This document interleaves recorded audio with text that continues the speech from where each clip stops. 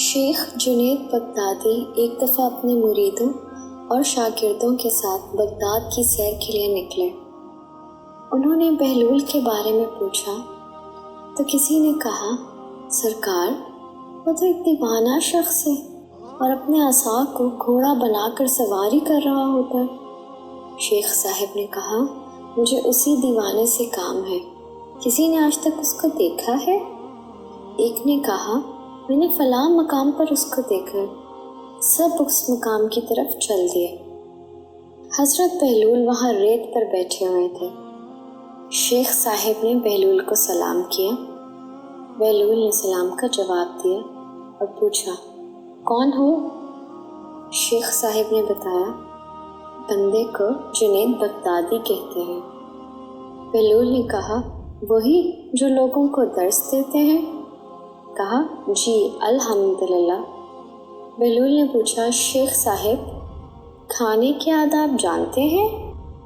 کہنے لگے، بسم اللہ کہنا، اپنے سامنے سے کھانا، لقمہ چھوٹا لینا، سیدھے ہاتھ سے کھانا، خوب چبا کر کھانا، دوسرے لقمے پر نظر نہ کرنا، اللہ کا ذکر کرنا، الحمدللہ کہنا، اول و آخر ہاتھ دھونا۔ بہلول نے کہا، لوگوں کے مرشد ہو اور کھانے کے آداب نہیں جانتے؟ اپنے دامن کو جھاڑا اور وہاں سے اٹھ کر آگے چل دیے۔ شیخ صاحب بھی پیچھے چل دیے۔ مریدوں نے اصرار کیا، سرکار وہ دیوانہ ہے، لیکن شیخ صاحب پھر وہاں پہنچے اور پھر سلام کیا۔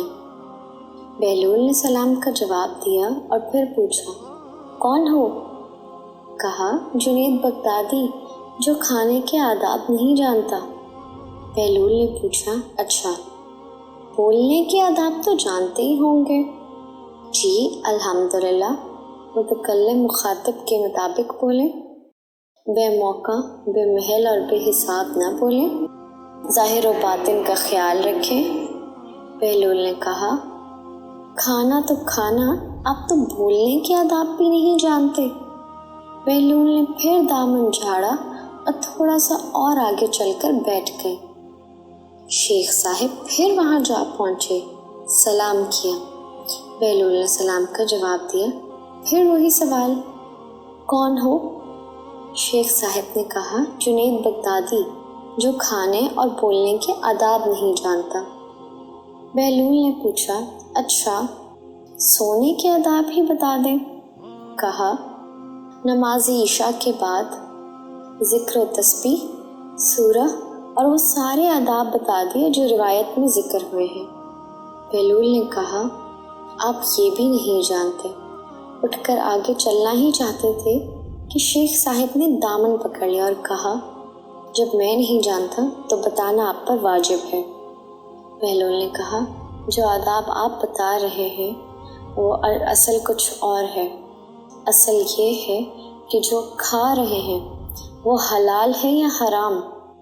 لقمہ حرام کو جتنا بھی آداب سے کھاؤ گے وہ دل میں تاریکی ہی لائے گا، نور و ہدایت نہیں۔ شیخ صاحب نے کہا، جزاک اللہ۔ بہلول نے کہا، کلام میں اصل یہ ہے کہ جو بولو اللہ کی رضا و خوشنودی کے لیے بولو۔ اگر کسی دنیاوی غرض کے لیے بولو گے یا بیہودہ بولو گے تو وہ وبال جان بن جائے گا۔ اور سونے میں اصل یہ ہے کہ دیکھو، دل میں کسی مومن یا مسلمان کا بغض لے کر یا حسد و کینہ لے کر تو نہیں سو رہے، دنیا کی محبت مال کی فکر میں تو نہیں سو رہے، کسی کا حق گردن پر لے کر تو نہیں سو رہے۔